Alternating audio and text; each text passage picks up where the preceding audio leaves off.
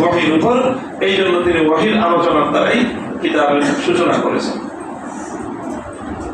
ওয়াহির আলোচনার পরে যখন মোটামুটি সংযোগ স্থাপন হয়ে গেল, এবার প্রথম অধ্যায় ইমাম বুখারী এনেছেন ঈমানের অধ্যায়, ঈমানের আলোচনা।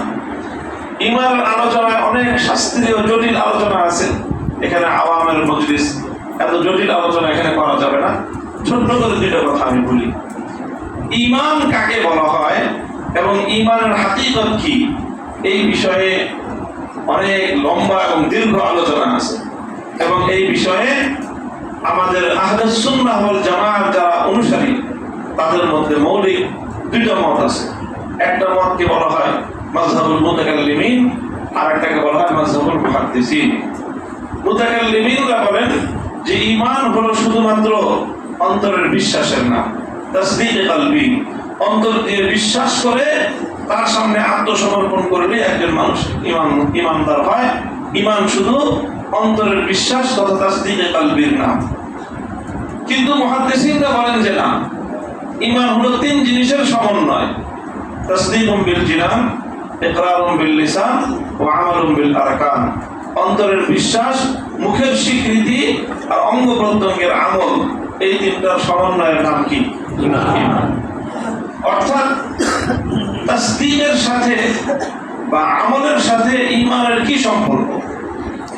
আমলের সাথে ঈমানের সম্পর্ক কি? সম্পর্ক তো আছে।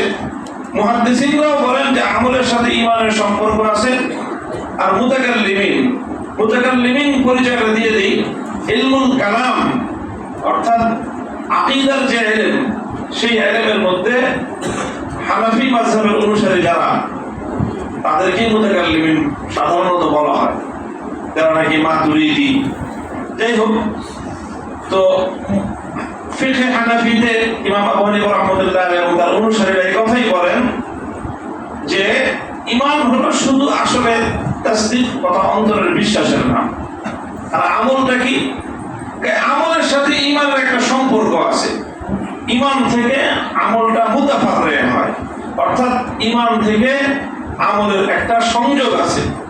আর মুহাদ্দিসিনরা বলেন যে না, আমলের সাথে ঈমানের সম্পর্ক হলো যে আমলটা ঈমানের একটা জুজ তথা অংশ।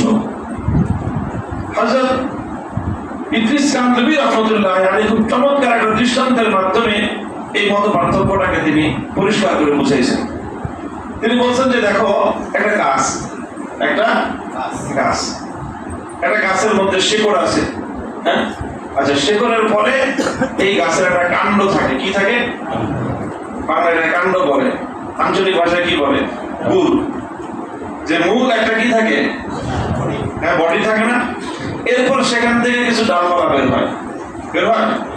তারপর সেই ডালপালা থেকে পাতা বের হয়, তারপরে সেই পাতার মধ্যে ফল ফুল হয়। এখন ঈমানের সাথে আমলের সম্পর্কটা কিরকম?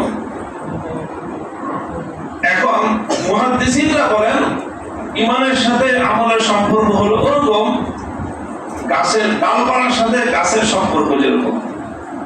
গাছের ডালপালার সাথে, আচ্ছা, একটা গাছ কি জিনিসের নাম? গাছ কয়েকটা জিনিসের সমষ্টির নাম।